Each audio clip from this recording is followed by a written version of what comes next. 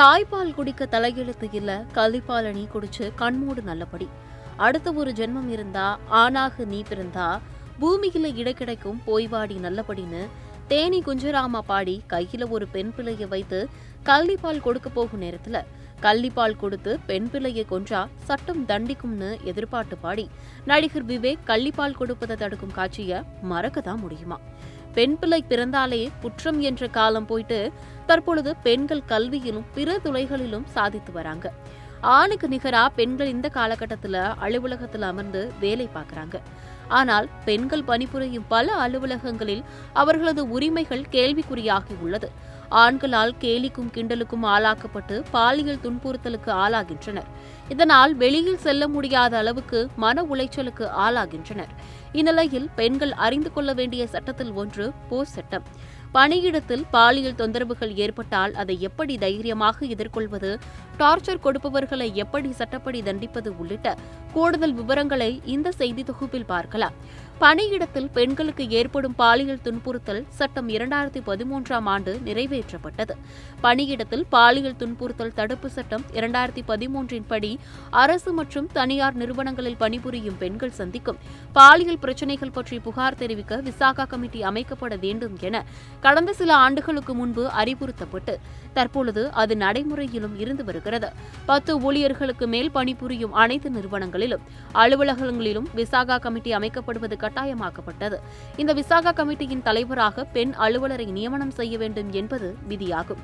கமிட்டியில் மொத்த உறுப்பினர்களில் 50% பெண்களுக்கு வாய்ப்பு கொடுக்க வேண்டும்.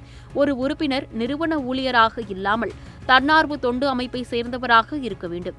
இந்த கமிட்டி ஆண்டுதோறும் அதன் செயல்பாடுகளை அறிக்கையாக தயாரித்து அரசிடம் வழங்க வேண்டும்.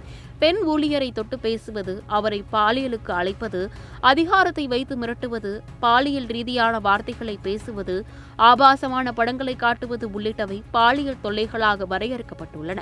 பெண் ஊழியர்களுக்கு பாலியல் தொல்லை கொடுத்தால் என்ன வகையான ஒழுங்கு நடவடிக்கை எடுக்கப்படும் என்ற விதிமுறைகளை அனைத்து நிறுவனங்களும் வகுத்து அதை சுற்றறிக்கை மூலம் அனுப்ப வேண்டும் என்று தெரிவிக்கப்பட்டுள்ளது. விசாகா கமிட்டி அமைக்காத நிறுவனங்கள் மீது சட்டப்படி நடவடிக்கை எடுக்கப்படும். அதிகபட்சமாக 50,000 ரூபாய் வரை அபராதம் விதிக்க சட்டத்தில் இடம் உள்ளது போன்றவை குறிப்பிடத்தக்கது. எனவே அலுவலகங்களில் பெண்கள் ஏதேனும் இன்னல்களுக்கு ஆளானால் தங்களது வழக்கறிஞர்களை அணுகி இந்த சட்டத்தை பயன்படுத்திக் கொள்ளலாம் என்பது குறிப்பிடத்தக்கது. இது குறித்தான கூடுதல் விவரங்களை அறிந்து கொள்ள வழக்கறிஞரிடம் சத்தியம் டிஜிட்டல் குழு கலந்துரையாடியது. ஆஃபீஸ் போற விமென்ஸ் அங்க ஹராஸ்மெண்ட்டை அனுபவிச்சாங்க அப்படின்னா அவங்களுக்கு போஷ் ஆக்ட்னு ஒண்ணு இருக்கு.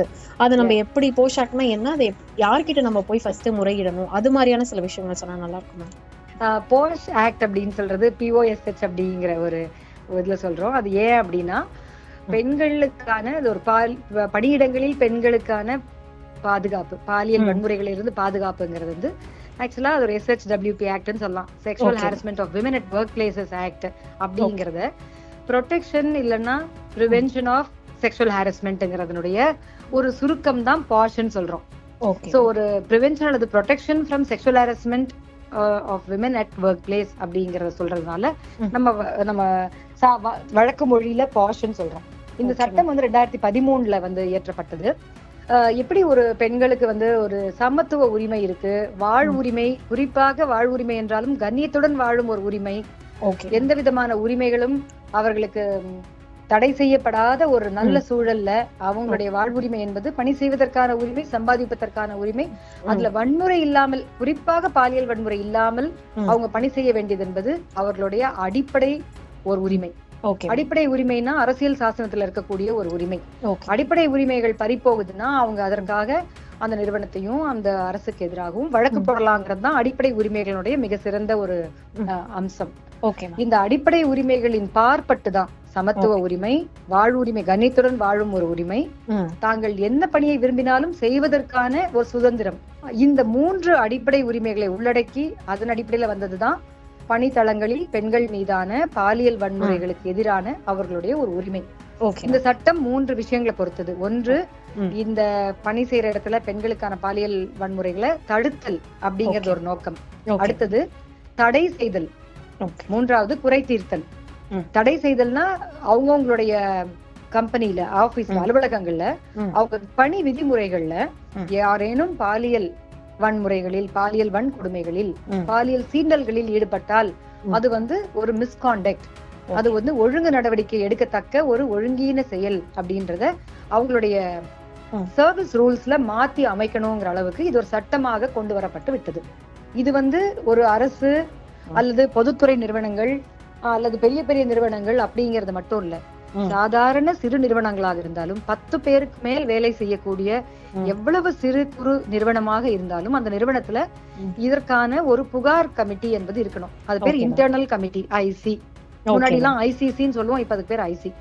இந்த புகார் குழு இந்த சட்டத்தின் கீழே பாதிக்கப்படும் பெண்கள் புகார் செய்வதற்கான ஒரு அலகு, அதுதான் அந்த யூனிட். அந்த இடத்துலதான் இந்த கம்ப்ளைண்ட் வந்து ஃபர்ஸ்ட் போகும். இப்ப நம்ம வழக்கமா புகார் கொடுக்கணும்னு என்ன நினைப்போம், ஹையர் அபிஷியல்ட்ட போனோம், இல்ல போலீஸ் ஸ்டேஷன் போனோம், வீட்டுல போய் சொல்லணும்னு இப்படி நினைப்போம். ஆனா வீட்டுல போய் சொன்னா வேலைக்கே போகாதுன்னு சொல்லுவாங்க. போலீஸ் ஸ்டேஷனுக்கு போறது என்பது பல நேரங்கள்ல பெண்கள் வந்து அதை ரொம்ப ஒரு எளிமையான விஷயமாகவோ அல்லது அது ஒரு பாதுகாப்பான விஷயமாவோ கூட நினைக்கிறாங்க. அப்புறம் இந்த விஷயங்கள் எல்லாருக்கும் தெரிஞ்சு ஒரு புகார், ஒரு கிரிமினல் கம்ப்ளைண்ட்னா அது குடும்பம் மற்றவங்க எல்லாம் சரியாமல் செய்ய முடியாதுங்கிற ஒரு அச்சம். அப்ப இதெல்லாம் இல்லாம இந்த குடும்பத்திலயும் நீங்க சொல்லாமல், போலீஸ் ஸ்டேஷன்லயும் சொல்லாம, உங்களுடைய ஒரு மேலதிகாரிக்கு மட்டும் போய் சொல்லாம, அந்த மேலதிகாரி நல்லவராகவோ மற்றதா இருக்காரோ அவருடைய நல்குணத்தினால உங்களுக்கு ஒரு தீர்வு ஏற்படணும்னு அவசியம் இல்ல. மேலதிகாரி மேலேயே கம்ப்ளைண்ட் இருந்துச்சுன்னா அப்ப இந்த புகார் குழுல போய் சொல்லணுங்கிறதான் சட்டம். இந்த புகார் குழுல ஒரு சிறப்பு தன்மைகள்லாம் இருக்கு. ஒன்று, அதனுடைய தலைவர் ஒரு பெண்ணாக, மூத்த பெண் பணி செய்யும் ஒரு பெண்ணாக தான் அந்த குழுவுக்கு தலைவரா அங்கீகரிக்கணும். அந்த பெண்களுடைய முன்னேற்றத்திலையும் அவர்கள் வந்து அதிகாரப்படுத்துவதற்கும் உரிய சிந்தனைகளை வச்சிருக்கவங்களா இருக்கணும். பெண்களை பார்த்தாலுமே இவங்க எப்படி ட்ரெஸ் பண்றாங்க, அப்படி பேசுறாங்க, பொம்பளைங்களாலதான் நாடு கெட்டு போகுதுன்னு சொல்ற ஒரு பெண்ணாக இருந்தால் அது போன்ற பெண்களை அவர்களுடைய ஊழியராக இருந்தாலும் அந்த கமிட்டில போடக்கூடாதுங்கிறதுக்கான குறிப்பான விஷயத்த அந்த விதிகள் கீழே சொல்லியிருக்காங்க. மேம், இப்போ பெரும்பான்மையான அலுவலகங்கள்ல இந்த கமிட்டி இருக்கிறது இல்ல மேம். அப்படிப்பட்ட அலுவலகத்துக்கு நீங்க என்ன மேம் சொல்லுவீங்க? என்ன பண்ணலாம்னா, அவங்க வந்து தமிழ்நாட்டை பொறுத்த வரைக்கும் தமிழ்நாட்டுல மாநில மகளிர் ஆணையம் அப்படின்னு ஒண்ணு இருக்கு. அப்ப மாநில மகளிர் ஆணையத்திற்கு ஒரு கடிதம் மட்டும் எழுதி போடலாம். நான் இந்த நிறுவனத்துல இருக்கேன், என்னுடைய பெயர் எல்லாம் சொல்ல விரும்பல, அந்த நிறுவனத்துல ஐசி என்கிற புகார் குழு இல்ல, பாலியல் வன்முறையில கேட்க புகார் குழு இல்ல, இதை பற்றி நாங்கள் கேட்ட போது கூட அதை பற்றி வைக்கலன்றதோ இல்ல கேட்கவே இல்ல, அவங்க வைக்காம இருக்காங்களோன்னு தகவல் சொல்லலாம். குறிப்பா இன்னும் கம்பெனிஸ் ஆக்ட்னு சொல்லக்கூடிய இந்த நிறுவனங்கள் சட்டத்துல கீழே பாத்தீங்கன்னா ஒவ்வொரு ஆண்டும் எல்லாருமே பொதுத்துறை நிறுவனங்கள், அரசு துறைகள் மற்றவங்க எல்லாருமே ஆண்டுக்கு ஒரு முறை இதற்கான ஒரு ரிப்போர்ட்டை வந்து கொடுக்கணும். அப்பதான் அந்த கம்பெனிஸ்னுடைய அடுத்த வருடத்திற்கான ஒரு அனுமதி மற்ற விஷயங்கள்லாம் எடுத்துப்பாங்க. ஏன்னா அது வந்து மேண்டேட்டரி ஃபார்ம்ஸ் சொல்லக்கூடிய கட்டாயமாக தரப்பட வேண்டிய படிவங்களில் கீழே இது கொண்டு வந்துட்டாங்க. அப்போ ஒரு சிறு நிறுவனங்கள் இது கீழே வர்றதோ இல்ல இதற்கான ஒரு சூப்பர்விஷன் மெக்கானிசமோ இல்லாம இருக்கு. இதற்கான கண்காணிப்பு என்பது முழுமையானதாக இல்லை. யாராச்சும் ஒரு கமிட்டி போடாம இருந்தாங்கன்னா அவர்கள் மீது நடவடிக்கை எடுக்க முடியும். 50,000 ரூபாய் அவர்களுக்கான ஒரு அபராதம் விதிக்க முடியுங்கிறதா இந்த பணித்தளங்களில் பெண்கள் மீதான பாலியல் வன்முறைக்கு எதிரான சட்டத்தின் கீழ் அமைக்கப்பட்ட விதிகள்ல சொல்லப்பட்டிருக்கு. அப்ப அது ஒரு கம்பெனியா இருந்தா கம்பெனி அஃபேர்ஸ் மினிஸ்ட்ரின்னு மத்திய அரசாங்கத்துல இருக்கு. மாநிலமா இருந்தா இங்க இருக்கக்கூடிய தொழில்துறை நிறுவனங்களுக்காக இருக்கக்கூடிய ஒரு தொழில் துறை இருக்கு, டிபார்ட்மெண்ட் ஆஃப் இண்டஸ்ட்ரீஸ் இருக்கு. அப்ப ஒரு டிவி அல்லது செய்தி தொடர்பு அந்த நிறுவனமா இருந்தா அந்த நிறுவனமும் கூட ஒரு கம்பெனி கீழ இருக்கக்கூடிய நிறுவனம் தான். அப்படி எல்லா இடத்துலயும் இருக்கணுங்கிறது ஒரு கட்டாயம். அது பல இடங்கள்ல இன்னும் வராம இருக்குங்கிறது ஒரு வருத்தத்துக்குரிய துரதிருஷ்டவசமான ஒரு கசப்பான உண்மையும் கூட. இந்த சட்டம் நடைமுறைக்கு வந்து 10 ஆண்டுகள் முடிந்து இது 11வது ஆண்டு. இந்த வருடம் ஏப்ரல் மாதம் 24ஆம் தேதி வந்தா இந்த சட்டம் நடைமுறைக்கு வந்து 11 ஆண்டுகள் ஆகுது. ஆனா இதை பற்றியான விழிப்புணர்வு ரொம்ப குறைவா இருக்கிறதோ, இப்படி ஒரு கம்ப்ளைண்ட் பண்ணாலுமே அந்த பெண்ணை வந்து பாப்பாங்கன்னா அதற்காக தான் இந்த சட்டம் என்ன சொல்லுதுன்னா, இது இந்த சட்டத்தில் கீழ் இந்த கமிட்டியில வரக்கூடிய எல்லா புகார்களும் முழுக்க முழுக்க கமுக்கம் அப்படின்னு சொல்லுவாங்க. அதாவது கான்பிடென்ஷியல், இதை வெளிப்படுத்தக்கூடாது, பெயர்களை சொல்ல முடியாது. அப்போ அந்த ரிப்போர்ட் போகும்பொழுது மட்டும்தான் யார் யாரு கொடுத்தாங்கன்றது இருக்கு. நம்ம அந்த பாதிக்கப்பட்ட பெண்ணுக்கும் சரி, பாதிப்பு செலுத்திய அந்த ஆணையும் சரி, அந்த முதல் விசாரணையிலேயே அந்த கமிட்டி என்ன சொல்லணும்னா, இதை பற்றி வெளியில் போய் பேசக்கூடாது. அப்படி வெளியில போய் நீங்க பேசிய பல பேர் அதை பற்றி தெரிஞ்சுக்கிட்டாங்கன்னா உங்க மேல அதற்கும் ஒழுங்கு நடவடிக்கை எடுப்போம், டிசிப்ளினரி ஆக்ஷன் எடுப்போம்ன்றது அந்த ஆணுக்கு சொல்லணும். அப்புறம் இதுல ஒரு கம்ப்ளைண்ட் கொடுத்துட்டாங்கன்னா அந்த பெண் மீண்டும் மீண்டும் அவரை பார்க்க வேண்டிய அவசியம் இல்லைன்னு சொன்னா அந்த ஆணை கம்பெனியை விட்டு சஸ்பெண்ட் பண்ணுவதோ அல்லது வேற இடத்துக்கு மாற்றி அமைப்பதோ அந்த பெண்ணினுடைய பணி சூழலை உடனடியா சரிப்படுத்துறதுக்கான சில உடனடி உத்தரவுகளை இந்த கமிட்டி போடுறதுக்கான அதிகாரம் இருக்கு. அதனால இந்த சட்டம் ஒரு சிறப்பான ஒரு சட்டம். முதலாக ஒரு சட்டத்துல வந்து பாதிக்கப்பட்டவர், பாதிப்பு செலுத்தியவர் அப்படிங்கறது மட்டும் இல்லாம மூன்றாம் தரப்பாக இந்த கமிட்டியை உருவாக்குனதுன்றது ஒரு மிக சிறப்பானது. இந்த சட்டம் வர்றதுக்கு முன்னாடி தீர்ப்பு வந்தது. அதுக்கு இந்த தீர்ப்பின் பேர் விசாகா தீர்ப்பு அப்படின்னு. அந்த விசாகா வழக்கின் தீர்ப்பிற்கு பின்னால் தான் இந்த சட்டமாக இதை வந்து உருவாக்குனாங்க. அப்ப அந்த சட்டம் தான் நடைமுறையில இருந்தது நாடு முழுக்க. அந்த விசாகா தீர்ப்பின் அடிப்படையில ஒவ்வொரு நிறுவனமும், தனியார், பொதுத்துறை எதுவா இருந்தாலும், சிறு குறு தொழில் நிறுவனங்களா இருந்தாலும் இது வச்சிருக்கணும். சரி, சாதாரண உழைக்கிற பெண்களுக்கு, சாலையோர வியாபாரிகளா இருக்கவங்களுக்கு, ஒரு மீனவர் இல்லைன்னா ஒரு கடை போடுறவங்களுக்கு, இவங்களுக்கெல்லாம் வீட்டு பணி செய்யும் பெண்களுக்கு, இவங்களுக்கெல்லாம் என்ன பாதுகாப்பு அப்படின்னு கேட்டோம்னா, ஒவ்வொரு மாவட்டத்திலயும் கலெக்டர் அலுவலகத்துல சமூக நலத்துறைக்கு கீழாக LCCன்னு ஒண்ணு இருக்கு, லோக்கல் கம்ப்ளைண்ட்ஸ் கமிட்டி. இது எப்படி இன்டர்னல் கம்ப்ளைண்ட்ஸ் கமிட்டி சொல்றோமோ அது வந்து உள் புகார் குழு அப்படின்னு ஒண்ணு இருக்கு.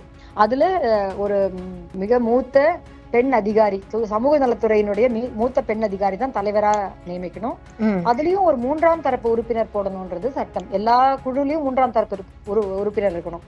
இப்ப உதாரணத்துக்கு நான் வந்து இதற்கு முன்னால், இப்ப இல்ல, சென்னை பல்கலைக்கழகத்துல, அண்ணா பல்கலைக்கழகத்துல, இன்னும் பல்வேறு நிறுவனங்கள்ல, இப்ப வந்து LNT போன்ற நிறுவனங்கள்ல, அரசு ராஜீவ்காந்தி அரசு பொது மருத்துவமனை எல்லாம் நான் இப்ப வந்து உறுப்பினரா இருக்கேன், மூன்றாம் தரப்பு உறுப்பினரா இருக்கேன். அப்போ ஒரு புகார் வரும்போது அவங்களுடைய ஆட்களே உட்கார்ந்து அவங்களுடைய நிறுவனத்துக்கு கெட்ட பேர் வரக்கூடாதுன்னு ஒரு பொய்யான அல்லது ஒரு உண்மைகளை மறைத்த ஒரு அறிக்கை தயார் செய்யக்கூடாதுங்கிறதுக்காக தான் இந்த சட்டத்துல இப்படி ஒரு ஏற்பாடு செய்யப்பட்டிருக்கு. இந்த புகார் குழுவில் கட்டாயம் மூன்றாம் தரப்பு உறுப்பினர்கள் இருக்க வேண்டும். அவரிடம் சம்பளம் வாங்காத, அவர்களுடைய விதிகளுக்கு கட்டுப்படாத ஒரு மூன்றாம் தரப்பு உறுப்பினர் அப்படின்னு இருக்கணும். சோ இதை வந்து நம்ம ஒரு பெரிய அளவுல அது விழிப்புணர்வு கொண்டு வரும் பொழுதுதான் நிறுவனங்களும் சரி, அல்லது பெண்கள் முன்னேற்றத்துல அக்கறையாக இருக்கக்கூடியவர்களும் சரி, அப்படி யாருமே அக்கறையா இல்லாம இருந்தாங்கன்னா சம்பந்தப்பட்ட பெண்களும் சரி இந்த கோரிக்கையை வைக்க முடியும். ஒரு சமூக நலத்துறை கீழே இருக்கக்கூடிய அல்லது தனியாக அதிகாரம் பெற்ற மாநில மகளிர் ஆணையத்திற்கு பற்றி ஒரு கடிதம் எழுதினால் அவர்களுக்கு இது போன்ற விஷயங்களை, பெண்கள் மீதான பொதுவான அக்கறை கொண்ட அவர்களுடைய உரிமைகளுக்கான விஷயங்களை பார்ப்பதற்கு அதிகாரம் இருக்கிறது. அந்த நிறுவனங்கள் மேல அவங்களால நடவடிக்கை எடுக்க முடியும்.